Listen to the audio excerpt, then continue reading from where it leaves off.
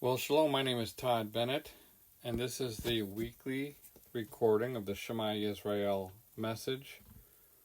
This week it's titled, Blessed are the Peacemakers. This was originally published on day 24 of month 3 on the Creator's calendar, otherwise known as June 21st, 2025, on the Roman calendar.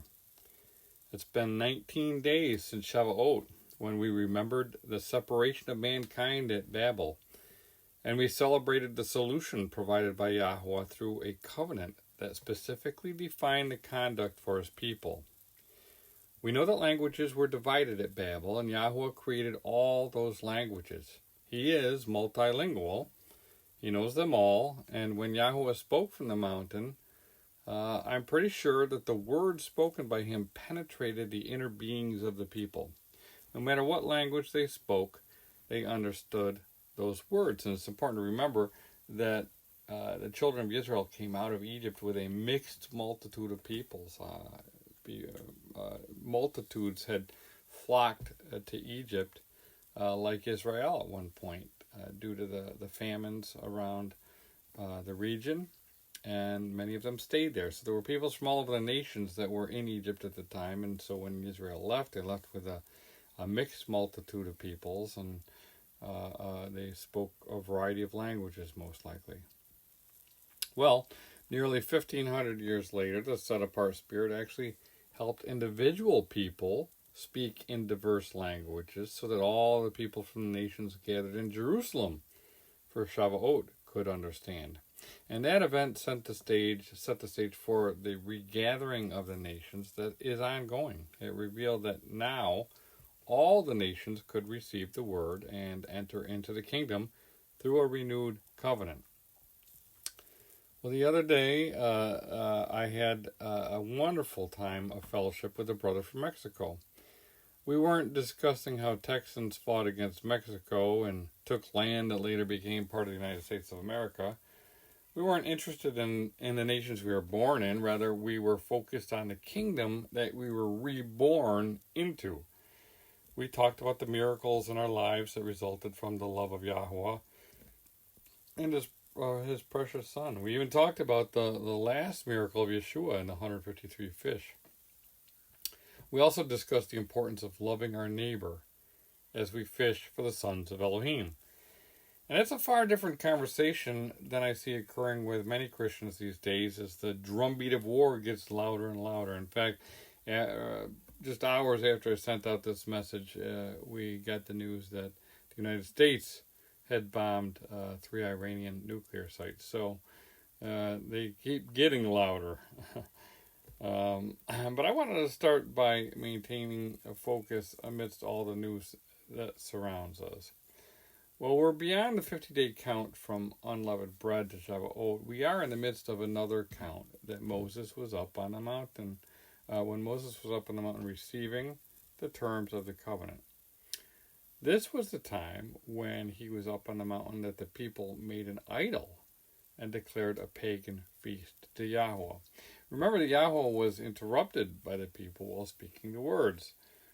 There weren't just 10. In fact, the 11th command spoken by Yahuwah was, "You shall not make anything to be with me, gods of silver or gods of gold, you shall not make for yourselves." So that was spoken only to Moses, though after he'd gone up on the mountain, the people didn't hear it directly from Yah. And if they had only kept listening, but they couldn't take it anymore. So they asked Moses to intervene and listen to the rest for them. They preferred to hear from a man rather than Yahuwah. Seems hard to believe, but I wasn't there. I don't know what the voice of Yahuwah sounded like. When I was at Sinai, visited Sinai in Saudi Arabia several months ago, I could hear how sound reverberated significantly down from the heights, but it clearly wasn't the same. I can get some idea of what it sounded like from Psalm 29, which describes the voice of Yahuwah. It says, "Give unto Yahuwah, O you mighty ones. Give unto Yahuwah glory and strength. Give unto Yahuwah the glory due his name. Worship Yahuwah in the beauty of holiness. The voice of Yahuwah is over the waters. The El of glory thunders. Yahuwah is over many waters. The voice of Yahuwah is powerful. The voice of Yahuwah is full of majesty. The voice of Yahweh breaks the cedars. Yes, Yahweh splinters the cedars of Lebanon. He makes them also skip like a calf, Lebanon and Sirion, like a young wild ox. The voice of Yahweh divides the flames of fire. The voice of Yahweh shakes the wilderness. Yahweh shakes the wilderness of Kadesh. The voice of Yahweh makes the deer give birth and strips the forest bare and his palace, his Heikel. Everyone says, glory. Yahweh sat enthroned at the flood, and Yahweh sits as king forever. Yahweh will give strength to his people. Yahweh will bless his people with shalom. Well, clearly the voice is powerful. It strips forests bare and actually causes animals to give birth. But did you notice how it ended? Yahweh will bless his people with shalom. So despite the power of his voice, shalom will follow. And of course, that begs the question, who are his people? Who are the people who will find peace and fulfillment? That is, after all, the meaning of shalom. Well, we know that the Aleph Tah, the points to the Messiah. And we know that true shalom is found in the relationship established through the covenant he renewed. I point this out as we are currently watching the modern state of Israel wreak havoc throughout the Middle East. They've been at war since their inception in 1948, and they're presently at war with several different entities, including the nation of Iran.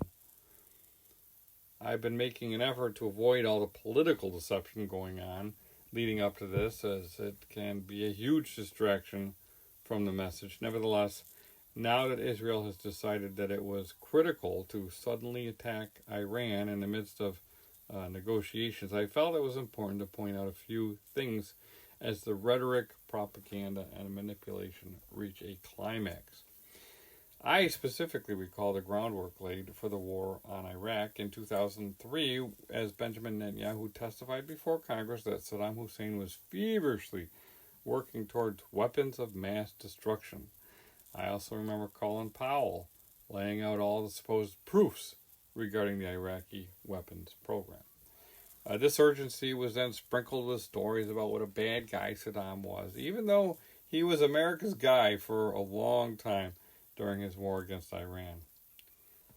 I suppose he should have heeded the words of Henry Kissinger. It may be dangerous to be America's enemy, but to be America's friend is fatal. Well, he found out the hard way how true that statement was, and we all know how that war ended. The United States was sold on the idea of war. September 11th was still fresh in our minds.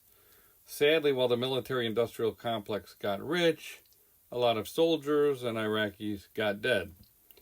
Hundreds of thousands of civilians were killed because of that war, and radical splinter groups emerged to specifically fight against the perceived aggressor, the United States of America.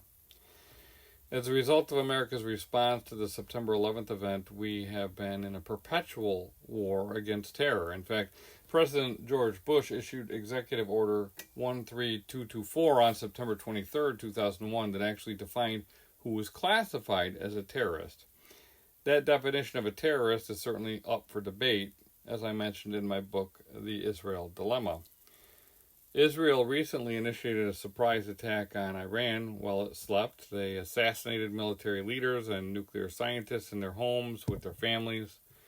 They admitted to setting off car bombs in Tehran and sending out assassination teams to kill various people throughout the country. And let's not forget the previous pager attacks in Lebanon. That all sounds a lot like what terrorists do. And I'm not saying they're the only ones that do it. America does those types of things as well. So who is a terrorist is a fairly relative concept, I suppose. Well, I recall watching a replay of Benjamin Netanyahu's speech before the United Nations on September 27th, 2012. It was Yom Kippur on the Creator's calendar, a day when he should have been fasting and praying if he truly represented the people of Yahweh. Instead, he was giving a speech holding up a picture of a bomb, lying to the nations of the world that Iran was weeks away from a nuclear weapon. That was over 12 years ago, and he was wrong. In fact, for decades, Benjamin Netanyahu has been claiming that Iran was only weeks or months away from having a nuclear bomb. He's been very open about the fact that he wanted regime change in Iran. It's the same game plan used to set the stage for the war against Iraq in order to take down the regime. Now the same tactics are being used to take down a different regime. It is an attempt to manipulate the people and gain popularity for a war involving toppling a government and changing the regime. Of course, that's what governments do. It's nothing new in the course of history. The only thing that concerns me is how followers of Yeshua respond to all of this. I remember as a young boy being taught to hate Ayatollah Ruhollah Khomeini because the Iranians kidnapped our embassy staff. The people who taught me to hate the Iranian revolutionaries failed to tell me how the American CIA orchestrated a coup in Iran in 1953 known as Operation Ajax. The United Kingdom was also heavily involved. The Iranians were understandably upset by the actions of the Americans and the British that set up a puppet regime in order to gain access to Iranian oil. In fact, after the coup, the Anglo-Iranian Oil Company became known as the British Petroleum Company, BP. A little background and context often helps us get the big picture, as I've discussed for several weeks now concerning Shavuot. Propaganda and false doctrines are usually only effective when people are ignorant of history and context. They're the most vulnerable to accepting lies. Of course, that's why history is so poorly taught in the public schools. It's fragmented and confused, so most graduates of the public education system have no idea how to properly view world events in light of history. Now, that's one symptom of a system that students attend 5 days a week for 10 months out of the year for at least 12 years of their lives. At least that's what they do in America. Now, imagine the ability to manipulate people on spiritual issues when they only attend church 1 day a week and their training is generally limited to a 20 to 30-minute sermon, which usually is intended to make them feel good as they leave church and go about their daily life. So, we live in a society where people are spiritually deficient regarding spiritual concerns, for sure. So is it any wonder that we have tens of millions of Christians standing with Israel while they commit genocide? Well, now America is being sucked into another war due to the same imminent threat of weapons of mass destruction that we've heard about for decades. Despite the fact that President Trump's hand-picked Director of National Intelligence testified in March that Iran did not have a bomb and was not building a bomb, President Bush said he doesn't care what she said. Well, we now hear the constant and repeated mantra, Iran cannot have a nuclear bomb, world peace depends upon it. Now, I don't know whether Iran has a bomb or not, but honestly, I don't know any American who's lost sleep over being bombed by Iran. I don't know anybody that actually perceives Iran as an imminent threat, especially if they didn't hear all these statements all the time from people like Netanyahu and President Trump. Iran is not an existential threat to the United States, but for some reason the United States is desperate to go to war with Iran, and I think we all know the reason why by now. What began as stopping an imminent nuclear threat quickly evolved into regime change, and the press wasted no time posting stories of oppressive Iranian theocracy and the maltreatment of women and Christians, and I don't deny any of that, but I'm not sure that qualifies as a reason to go to war against another country. If that was the case, I think we'd be probably going to war with half the world. Well, as I watch all the propaganda, I find it interesting that many of the pictures I see depict Benjamin Netanyahu on the left side, Ayatollah Ali Khamenei on the right, and Donald Trump in the middle. It's really an interesting contrast of the West versus the East conflict. While I know very little about the Ayatollah, one thing I do know is that he likely looks an awful lot like an ancient Israelite, especially the Levitical priests. Now, I'm not saying that he descended from Israel or has anything to do with Yahweh. I'm just saying that he looks like an ancient Hebrew, and I think that makes a lot of people in the West uncomfortable. The beard, the turban, and the robes all stir up emotions, and both societal and religious prejudices come up. On the other hand, clean-shaven, well-dressed, smooth-talking, English-speaking Netanyahu makes Westerners feel comfortable. I put uncomfortable there to be comfortable. The imagery is profound, and America clearly supports the man in the suit, who represents the future, not the religious hardliner who represents the past. In fact, in a recent interview with Tucker Carlson, Senator Ted Cruz described the Ayatollah as a religious zealot, lunatic driven by religious fervor. During the same interview, he indicated that he was the leading defender of the modern state of Israel in Congress because he believes that Christians are commanded in the Bible to bless Israel. When pressed on where the Bible commands such a thing, he could not provide a quote. He then acknowledged his belief that the secular Zionist state of Israel is the reestablished covenant assembly of Israel. So, we have a powerful U.S. Senator who is unabashedly promoting the interests of the modern state of Israel because it's based upon disastrous theological doctrine courtesy of evangelical Christianity and dispensationalism. He has no idea what his religious text actually says, but he's willing to see people killed based upon his ignorance. He's willing to destroy countries based upon what he describes as his personal beliefs. Now that sounds like a religious zealot driven by religious fervor to me. Well, Senator Cruz now believes that the most acute and near-term threat to America is a nuclear Iran. And I wonder if that has anything to do with the $1,872,038 that he has received from AIPAC. I think that the money is very likely very persuasive, and the turban is just the icing on the cake. And based upon that visual juxtaposition between the suit and the robe, it's not so hard to convince Americans to stand with Israel and obliterate Iran. That is, after all, consistent with what America does. It projects power, goes to war, and beats people up who stand in its way. It pretends to promote an international rules-based order for the world, but ignores the international laws and courts if it doesn't agree with them, especially if they try to hold Israel accountable for anything, including the recent genocide. Now, I've never been a fan of the United Nations, but the hypocrisy is incredible. And speaking of genocide, I find it incredible that Israel has not skipped a beat in their genocide in Gaza, despite the fact that they decided to go to war with Iran. I would have thought the extermination plan for the Palestinians in Gaza would at least be put on hold for a couple of weeks, but they continue to kill starving people standing in line for food every day. How do they manage all the death and destruction? It's simply mind-boggling. But it's also important to understand that the IDF is not doing all of this alone. The United States, the United Kingdom, and Germany, among others, have been providing intelligence, support, rearming, refueling, and funding the operation in the background.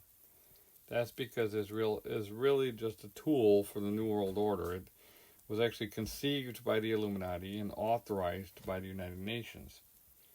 Last year, I mentioned the plan to establish the New World Order as outlined in Grand Master Albert Pike's letter to Giuseppe Mazzini. Here is the Illuminati plan allegedly included in that letter. It says the First World War must be brought about in order to permit the Illuminati to overthrow the power of the czars in Russia and of making that country a fortress of atheistic communism. The divergences caused by the agentur of the Illuminati between the British and Germanic empires will be used to foment this war. At the end of the war, communism will be built and used in order to destroy the other governments and in order to weaken the religions. The Second World War must be fomented by taking advantage of the differences between the fascists and the political Zionists. This war must be brought about so that the Nazism is destroyed and that the political Zionism be strong enough to institute a sovereign state of Israel in Palestine. During the Second World War, international communism must become strong enough in order to balance Christendom, which would be then restrained and held in check until the time when we would need it for the final social cataclysm. The Third World War must be fomented by taking advantage of the differences caused by the agent tour of the Illuminati between the political Zionists and the leaders of the Islamic world. The war must be conducted in such a way that Islam, the Muslim and Arabic world, and the political Zionism, the State of Israel, mutually destroy each other. Meanwhile, the other nations, once more divided on this issue, will be constrained to fight to the point of complete physical, moral, spiritual, and economical exhaustion. We shall unleash the nihilists and the atheists, and we shall provoke a formidable social cataclysm which in all its horror will show clearly to the nations the effect of absolute atheism, origin of savagery, and the most bloody turmoil.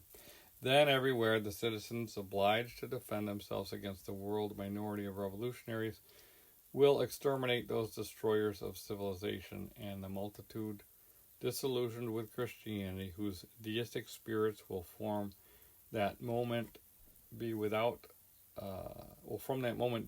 compass or direction, anxious for an ideal, but without knowledge where to render its adoration, will receive the true light through the universal manifestation of the pure doctrine of Lucifer, brought finally out into the public view.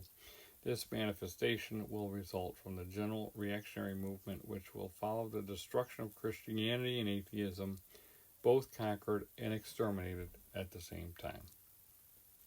So, in other words, they're promoting their religion, but it's the Masonic religion of Luciferianism. And anybody that knows anything about the Masonic cult, I should say, is they say it's all are welcome, Muslims, Christians, all that. But when you get down to the 33rd degree, you find out really Lucifer is the god that's being presented through Masonry. Well, we seem to be witnessing the plan laid out in the letter, and the amazing part is that Christian Zionists are willing participants in this process. A couple of years ago, I specifically discussed the plans of the United States to take out Iran. It wasn't prophetic. I was simply revealing the published neocon plan to reshape the Middle East as part of the New World Order. Here's what I wrote on October 27th, 2023, a message entitled, "A Nation Born in a Day." In September 2000, a neocon Christian Zionist think tank published a report titled, "Rebuilding America's Defenses, Strategy, Forces, and Resources for a New Century." The group recommended regime change in Iraq and proposed a revolution in U.S. military capabilities, including global missile defense to provide a secure basis for U.S. power projection around the world, and I think we would define that as the Gold Dome that President Trump was just talking about, and the creation of a new service, U.S. Space Forces, that President Trump also established during his first term, with the mission of space control. It stated that this process of transformation is likely to be a long one, absent some catastrophic and catalyzing event, like a new Pearl Harbor. A new Pearl Harbor. This was all predicted right before September 11th, 2001, 9/11, that led to the regime change in Iraq. Could that be a coincidence? And why did America attack Iraq after 9/11? Oh yeah, America invaded Iraq in March 2003 because the Saudi national Osama bin Laden was the mastermind who orchestrated the 9/11 attacks from a cave in Afghanistan. And of course that's where we pause and scratch our heads. And that all makes perfect sense to those in PNAC, the Project for a New American Century, which was the think tank that presented the paper. They had their new Pearl Harbor and could push for their desired regime change. Most Americans were just happy to bomb somebody. Anyone defined as a terrorist would do. They needed to satisfy their urge for revenge, and that is exactly what we see going on now in the Middle East. Israel is going to go way overboard in their response to the Hamas attack, which could set off a domino effect. And remember, I wrote this back in 2023. It's a complicated web and far too much to detail in this brief highlight of some historical events. Again, my only point is that things are not always as they seem. A lot of patriotic Americans felt good about pummeling Iraq and deposing Saddam Hussein, who actually used to be a strong ally of the Americans. Sadly, there were credible estimates in the range of 200,000 civilian deaths in that operation. And what did it accomplish? Iran now has significant influence in the politics of Iraq, and that was a brilliant move on the part of the United States. Consider the human suffering that it caused, but at least it made a lot of people rich. I can assure you that Israel's 9/11 and Pearl Harbor, which they refer to the October 7th event, will lead to similar results.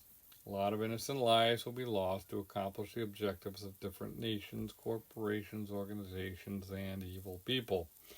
America's 9/11 led to the Patriot Act and a never-ending war on terror. The phrase axis of evil was first used by U.S. President George W. Bush and originally referred to Iran, Iraq, and North Korea. It was used in Bush's State of the Union address on January 29, 2002, less than 5 months after the 9/11 attacks and almost a year before the 2003 invasion of Iraq, and often repeated throughout his presidency. General Wesley Clark reported that 10 days after the 9/11 attack, he was told that America made the decision to go to war against Iraq. Then, 2 weeks later, he was shown how they would take out 7 countries in 5 years: Iraq, Syria, Lebanon, Libya, Somalia, Sudan, and Iran. The conclusion from all of this is that Iran is on America's hit list. The United States meddled in their country's affairs years ago, and they took out their revenge during the revolution by taking American hostages. Iran now seems to be the goal. And of course, if you look at that list, Iraq, Syria, Lebanon, Libya, Somalia, Sudan, and Iran is really the last one standing, and they're teetering and on the brink right now as I speak these words.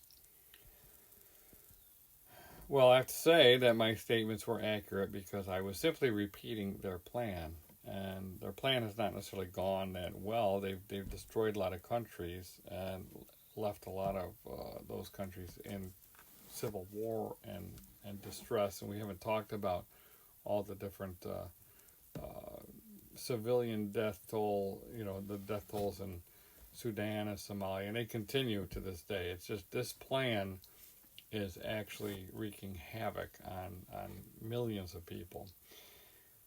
So while many MAGA followers were misled to trust the plan of some anonymous Q character, little did they know that a different plan was being fulfilled right under their noses, and it's still being fulfilled by President Trump. It was the same plan that had been going on for decades, no matter who sat in the Oval Office. Many self-described patriots and neocons probably think their plan for a new American century is a good thing. The question is, good for whom? The problem with nationalistic plans is that they affect a lot of people. So far, the new American century has resulted in chaos, death, and destruction for many nations, and as I said, millions of people.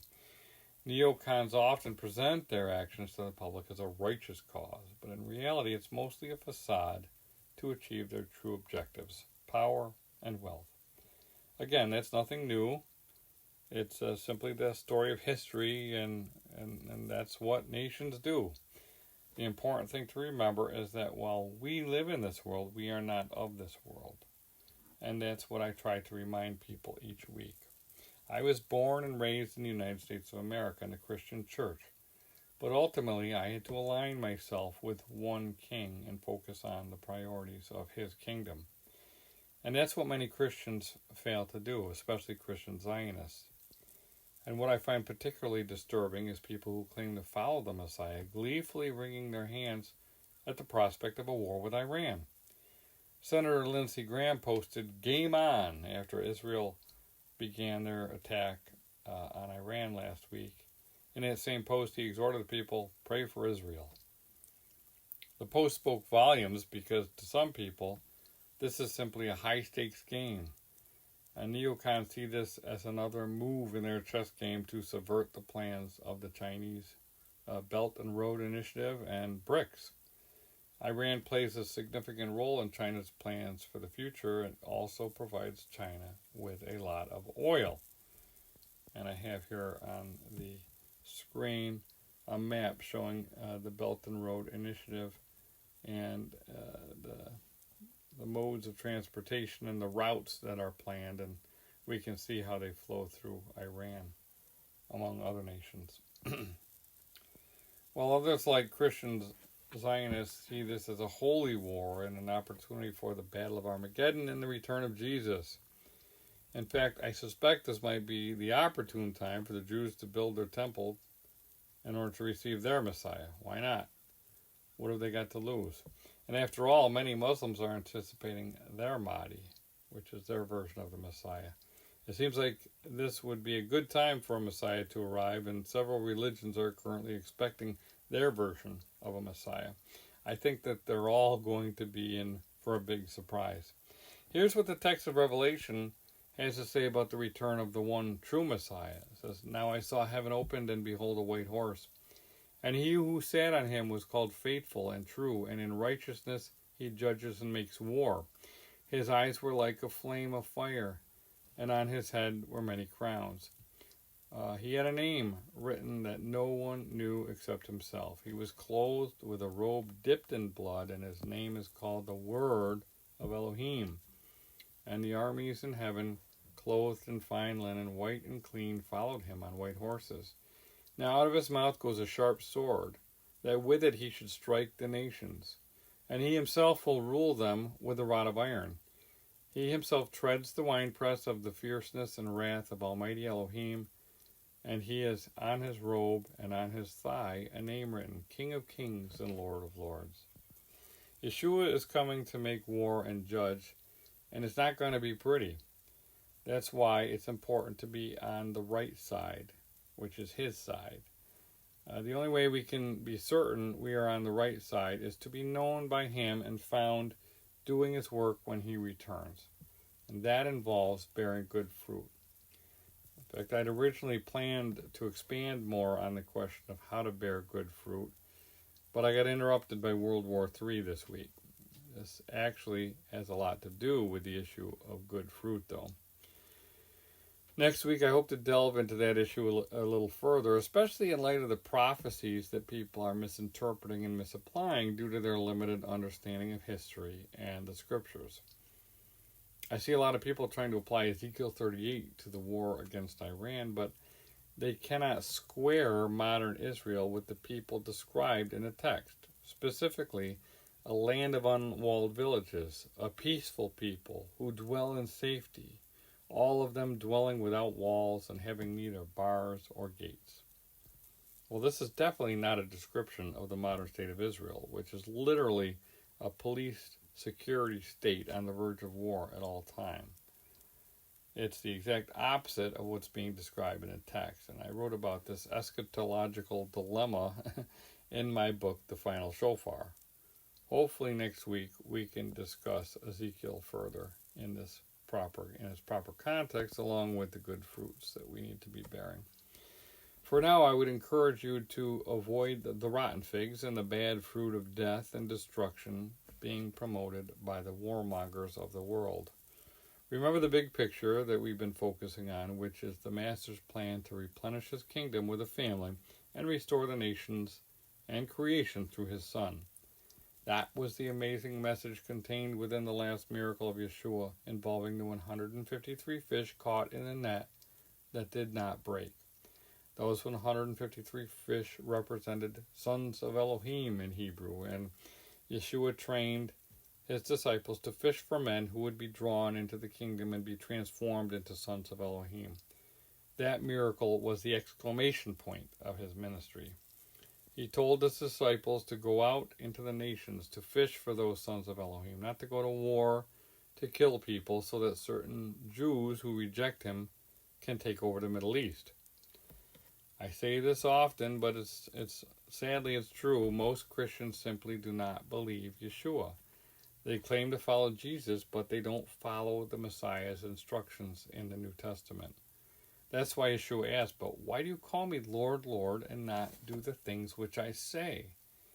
He's going to be asking a lot of people that question when he returns, and we know it's going to result in weeping and gnashing of teeth for many. So if you follow King Yeshua, then you should remember his words. Blessed are the peacemakers, for they shall be called sons of Elohim. All those who desire to become sons of Elohim should be seeking peace through love until the king returns to judge the nations. Remember that Yahweh will bless his et people with shalom. His et people are the peacemakers. Barakot. This is Todd Bennett with ShemaYisrael.net. And just as a final note, it's quite obvious that my recent book, The Israel Dilemma, was very timely, especially with the recent actions taken by Israel and now the United States. I'm watching certain Christians get beguiled into thinking that they have to not only stand with the modern state of Israel, but now they must repent to the Jewish people for past maltreatment by Christians. And this is largely the result of Christian leaders allowing rabbis into their congregations. And it's all a distraction from the message of Yeshua, which was repent, for the kingdom of Elohim draws near. We all need to repent and turn to Yahweh through his son Yeshua. The Israel Dilemma contains an important message that needs to be shared. So I've decided that I will be posting the PDF version for free on the website. I'm also going to be printing and mailing physical copies to people who may be in a position to receive and disseminate the information more than I can at this point. There's a lot of people I see waking up that have platforms, and so I'd like to be able to get this into their hands as quickly as possible. If you have contact information for people like that, please feel free to share it with me. And as you may be aware, we print and mail out free books regularly to prisons and those in need, and this can get quite expensive. Praise Yah, there are certain people who contribute regularly, and I want to express my heartfelt thanks for them, as they have essentially been keeping things going. And this is especially important as I find myself spread thin between Texas and New York. And if you'd like to help out, we gladly accept donations through the website, which is www.shemayisrael.net, and you can click the donate button there. Or you can mail donations to Shema Yisrael, and the address is P.O. Box 1258, Goliad, Texas 77963. Once I get the PDF posted online, feel free to download it and give it away. The most important thing is to help open the eyes of those who are deceived, and I want to thank you all for helping and supporting this work.